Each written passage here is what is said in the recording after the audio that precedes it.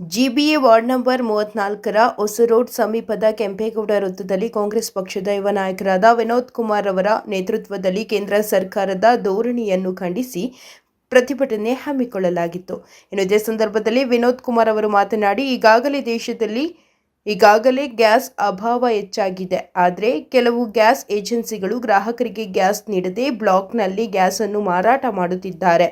ಅದರ ವಿರುದ್ಧ ಈ ಕೂಡಲೇ ಪೊಲೀಸ್ ಇಲಾಖೆ ಸೂಕ್ತ ಕ್ರಮ ತೆಗೆದುಕೊಳ್ಳಬೇಕೆಂದು ಒತ್ತಾಯಿಸಿದರು ಮತ್ತು ಕೇಂದ್ರ ಸರ್ಕಾರ ಈ ಕೂಡಲೇ ಮಧ್ಯಪ್ರವೇಶಿಸಿ ಗ್ಯಾಸ್ ಸಮಸ್ಯೆ ಮತ್ತು ಇನ್ನಿತರೆ ಸಮಸ್ಯೆಗಳನ್ನು ಬಗೆಹರಿಸಬೇಕು ಹಾಗೂ ಈ ಕೂಡಲೇ ಯುದ್ಧವನ್ನು ನಿಲ್ಲಿಸಬೇಕು ಎಂದು ಒತ್ತಾಯಿಸಿದರು.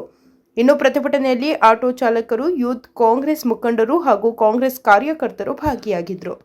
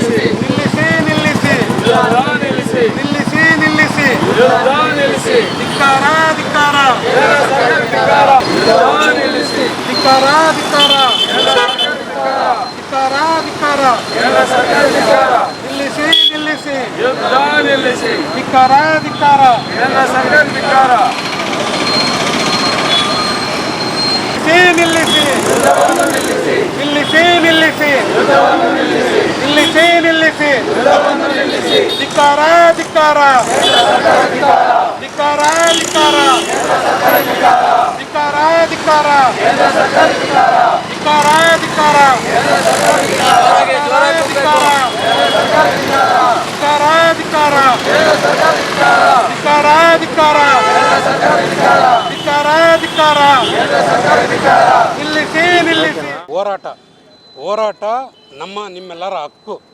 ಹೋರಾಟ ಸಂವಿಧಾನದ ಹಕ್ಕು. ಇವತ್ತು ದುಃಖ ದುಮ್ಮನಗಳಿಂದ, ನಿಸ್ಸಹಾಯಕತೆಯಿಂದ ದುಷ್ಟರನ್ನು ಗೆಲ್ಲಲು ಸಾಧ್ಯವೇ ಇಲ್ಲ. ಬರೀ ಹೋರಾಟದಿಂದಲೂ ಮಾತ್ರವೇ ಸಾಧ್ಯ. ಇವತ್ತು ನಮಗೆಲ್ಲ ಗೊತ್ತೇ ಇರೋಂತಕ್ಕಂಥ ವಿಚಾರ ಏನಪ್ಪ ಅಂತಂತಂದರೆ ಗ್ಯಾಸ್ ಒಂದು ಸಿಲಿಂಡರ್ ವಿಚಾರ.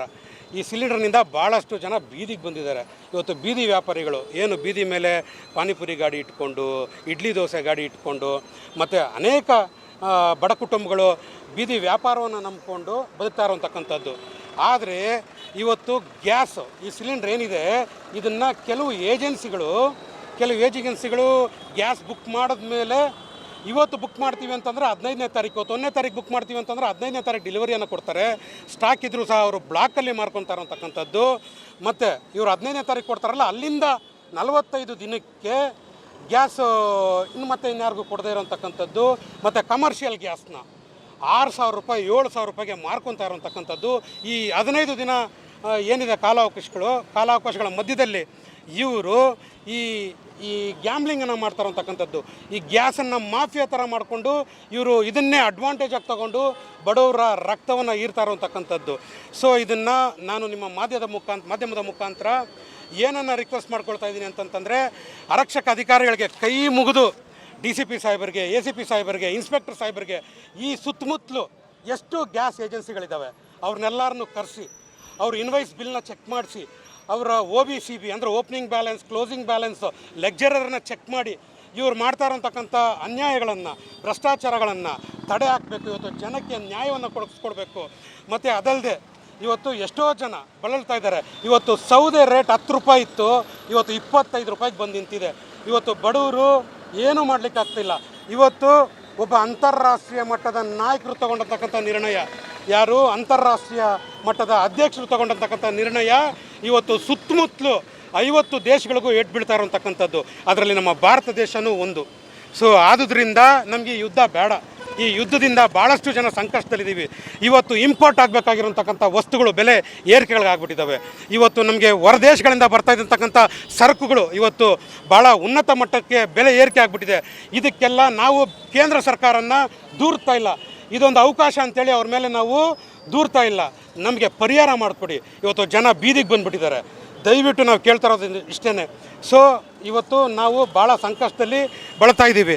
ಮತ್ತು ನಾನು ಈ ಬಡ ಜನತೆ ಏನಿದ್ದೀವಿ ಎಕನಾಮಿಕಲಿ ಕುಗ್ಗೋಗ್ಬಿಟ್ಟಿದ್ದೀವಿ, ಆರ್ಥಿಕ ವ್ಯವಸ್ಥೆನಲ್ಲಿ ನಾವು ಕುಗ್ಗೋಗ್ಬಿಟ್ಟಿದ್ದೀವಿ, ಮತ್ತು ಎಂಪ್ಲಾಯ್ಮೆಂಟ್ ಇಲ್ಲ. ಇವತ್ತು ಆಟೋ ಸ್ನೇಹಿತರು ಇವತ್ತು ನೋಡಿ ಸರ್, 100 ರೂಪಾಯಿ ಗ್ಯಾಸು, 100 ರೂಪಾಯಿ ಗ್ಯಾಸ್ ಹಾಕ್ಸ್ಬಿಟ್ಟು 100 ರೂಪಾಯಿ ಸಂಪಾದನೆ ಮಾಡಿದ್ರೆ ಮನೆಗೇನು ತೊಗೊಂಡು ಹೋಗ್ತಾರೆ? ಮನೆಗೇನು ತೊಗೊಳ್ಲಿಕ್ಕಾಗುತ್ತೆ? ಇವತ್ತು ಬಡ ಜನತೆ ಸರ್, ಇವತ್ತು ಚಿನ್ನದ ರೇಟು ಬಡ ಜನತೆ 4 ಗ್ರಾಮು ಚಿನ್ನ ತಗೊಂಡು ತಾಳಿ ತೊಗೊಳಕ್ಕಾಗ್ತಿಲ್ಲ. ಇವತ್ತು ಬೆಲೆ ಏರಿಕೆ ಆ ಮಟ್ಟಕ್ಕೆ ಹೋಗಿ ನಿಂತಿದೆ. ಇವತ್ತು ಆರ್ಥಿಕ ವ್ಯವಸ್ಥೆ ಭಾಳಷ್ಟು ನಿಂತಿರುವಂತಕ್ಕಂಥದ್ದು. ಇವತ್ತು ನೋಡಿ, ನಮಗೆ ಇವತ್ತು ಕೇಂದ್ರ ಸರ್ಕಾರದವರು, ನಾವು ನಮ್ಮ ಕರ್ನಾಟಕ ಸರ್ಕಾರದಿಂದ 5 ಲಕ್ಷ ಕೋಟಿ GST ಮತ್ತು excise duty, corporate tax, income tax, revenue tax, road tax ಇವುಗಳನ್ನೆಲ್ಲ ಸೇರಿಸಿ ನಾವು 5 ಲಕ್ಷ ಕೋಟಿ ತೆರಿಗೆ ಹಣವನ್ನು ಕೇಂದ್ರ ಸರ್ಕಾರ ಕೊಡ್ತಾ ಇದ್ದೀವಿ. ಇವತ್ತು ನಾವು ಸಂಕಷ್ಟದಲ್ಲಿದ್ದೀವಿ ಸ್ವಾಮಿ, ನಮಗೆ ಕಾಪಾಡಿ. ಕೇಂದ್ರ ಸರ್ಕಾರದಿಂದ ನಿಮ್ಮ ದುಡ್ಡನ್ನ ಕೊಡಬೇಡಿ, ನಾವು ಕೊಟ್ಟಿರೋಂತಕ್ಕಂಥ 5 ಲಕ್ಷ ತೆರಿಗೆ ಹಣನ ನಮಗೆ, ನಮ್ಮ ರಾಜ್ಯಕ್ಕೆ ದಯವಿಟ್ಟು ಸಹಕಾರ ಮಾಡಿ. ನಾನು ಕೇಳ್ತಿರೋದು ಇಷ್ಟೇ, ಇವತ್ತು ಬಡ ಜನತೆ ಬೀದಿಲಿ ಒದ್ದಾಡ್ತಾ ಇದ್ದಾರೆ. ದಯವಿಟ್ಟು ಅನ್ಯಾಯ ಆಗದೆ ಅವ್ರಿಗೆ ನ್ಯಾಯವನ್ನು ಕೊಡಿಸೋಂತಕ್ಕಂಥ ಕೆಲಸವನ್ನು ಮಾಡಬೇಕು. ಇದರಲ್ಲಿ ನೋಡಿ, ಕೇಂದ್ರ ಸರ್ಕಾರದವರು ಇದನ್ನು ಯುದ್ಧ ನಡೀತಿದೆ ಸತ್ಯ, ಇದಕ್ಕೇನಾದರೂ ಒಂದು ಕ್ರಮ ತಗೊಳ್ಬೇಕಲ್ಲ. ಯುದ್ಧ ನಡೀತಿದೆ, ನೀವೆಲ್ಲ ಇನ್ನು 3 ತಿಂಗಳಿಗೆ ಎಚ್ಚೆತ್ಕೊಂಡಿರಬೇಕು. ಕೋವಿಡ್ ಟೈಮ್ನಲ್ಲಾಗಿದ್ದ ಅನಾಹುತನೇ ನಮ್ಮ ಕಡೆ ಇನ್ನೂ ಅದರಿಂದ ಆಚೆ ಬರೋಕ್ಕಾಗ್ತಿಲ್ಲ. ಬಡ ಜನತೆ ಇವತ್ತು ಬಡವರಾಗೇ ಹೋಗ್ತಾ ಇದ್ದಾರೆ, ಶ್ರೀಮಂತರಾಗೇ ಹೋಗ್ತಿದ್ದಾರೆ. ಬಡ ಜನತೆಗೆ ನ್ಯಾಯ ಕೊಡಿಸಿದ್ದು ಸ್ವಾಮಿಗಳೇ, ಅಷ್ಟೇ ನಾನು ಕೇಳ್ತಿರೋಂತಕ್ಕಂಥದ್ದು. ದಯವಿಟ್ಟು ನಮಗೆ ಈ ಯುದ್ಧ ಬೇಡ. ಈ ಗ್ಯಾಸ್ ವಿಚಾರವಾಗಿ ಯಾರು ಗ್ಯಾಸ್ ಏಜೆನ್ಸಿಯವರು ಮಾಫಿಯಾವನ್ನು ಮಾಡ್ತಿದ್ದಾರೆ, ಆರಕ್ಷಕ ಅಧಿಕಾರಿ ಸಿಬ್ಬಂದಿಗಳಲ್ಲಿ ನಾವು ಕೈ ಮುಗಿದು ಕೇಳ್ಕೊಳ್ತಾ ಇರೋದು ಇಷ್ಟೇ, ದಯವಿಟ್ಟು ಅವ್ರನ್ನೆಲ್ಲರನ್ನೂ ಪರಿಶೀಲನೆ ಕರೆಸಿ, ಅವ್ರನ್ನ ಲೆಕ್ಚರ್ ಬುಕ್ನ ತೆಗ್ಸಿ, ಅವ್ರ ಇನ್ವಾಯ್ಸ್ಗಳನ್ನ ತೆಗ್ಸಿ, ಇವತ್ತು ಅವ್ರು ಮಾಡ್ತಾ ಇರೋಂತಕ್ಕಂಥ ದಾಂಧಲೆಗಳನ್ನ ನಿಲ್ಲಿಸಬೇಕು ಅಂತೇಳಿ ನಿಮ್ಮ ಮಾಧ್ಯಮದ ಮುಖಾಂತರ ಅವರಿಗೆ ಪ್ರಾರ್ಥನೆಯನ್ನು ಮಾಡ್ಕೊಳ್ತಾ ಇದ್ದೀನಿ ಅಂತ ಕೇಳ್ತಾ ನಾನು 2 ಮಾತನ್ನ ಮುಗಿಸ್ತಾ ಇದ್ದೀನಿ.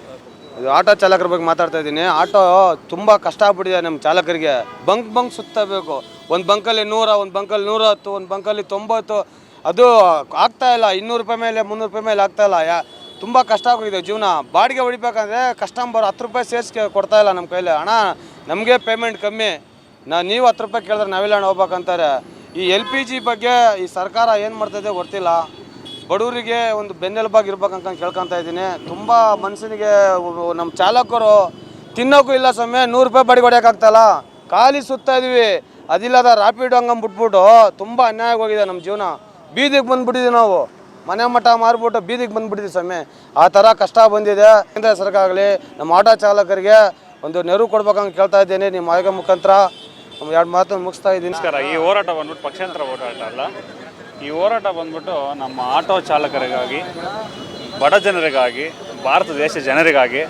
ನೀವು ಪ್ರತಿಯೊಂದು ದೇಶ ನೋಡಿದ್ರು ನಮ್ಮ ದೇಶದಲ್ಲಿ ಬಂದ್ಬಿಟ್ಟು ಜನಸಂಖ್ಯೆ ಜಾಸ್ತಿ. ಜನಸಂಖ್ಯೆ, ಮೂಲಭೂತ ಸೌಕರ್ಯ ನಮಗೇನು? ಊಟ ಒಂದು ಸರ್. ಫಸ್ಟು ಮನುಷ್ಯನಿಗೆ ಬೇಕಾಗಿರೋದು ಊಟ ಮಾಡ್ಕೊಳ್ಳಿಕ್ಕೆ ಈಗ ಗ್ಯಾಸ್ ಇಲ್ಲ, ಅದೊಂದು ತೊಂದರೆ. ಅದಾದಮೇಲೆ ಮೂಲಭೂತ ಸೌಕರ್ಯ ನಮ್ಮ ಆಟೋ ಚಾಲಕರಿಗೆ ಬಂದ್ಬಿಟ್ಟು CNG ಗ್ಯಾಸು. ನನಗೊಂದು ಡೌಟ್ ಸರ್, ಏನು ಗೊತ್ತಾ, ನಮ್ಮ TVS manufacturing, Bajaj manufacturing India based ಕಂಪನಿಯಾಗಿ LPG ಯಾಕೆ ನಾವು ಹೊರ ರಾಜ್ಯಗಳಿಂದ ತರಬೇಕು, ಹೊರ ದೇಶಗಳಿಂದ ತರಬೇಕಂತ ನಮಗೆ ಗೊತ್ತಿಲ್ಲ. ಇದಕ್ಕೊಂದು ರಾಜ್ಯ ಸರ್ಕಾರ ಆಗಲಿ ಕೇಂದ್ರ ಸರ್ಕಾರ ಆಗಲಿ ಒಂದು ಪರ್ಮನೆಂಟ್ ಸೊಲ್ಯೂಷನ್ ಅನ್ನೋದು ಖಂಡಿತ ನಮ್ಮ ಕ್ಯಾಬ್ ಚಾಲಕರಿಗೆ, ನಮ್ಮ ಆಟೋ ಚಾಲಕರಿಗೆ ಮಾಡಿಕೊಡ್ಬೇಕಂತ ಕೇಂದ್ರ ಸರ್ಕಾರಕ್ಕೆ ಒಂದು ವಿನಂತಿ ನಿಮ್ಮ ಮಾಧ್ಯಮದ ಮೂಲಕ ಸರ್. Thank you.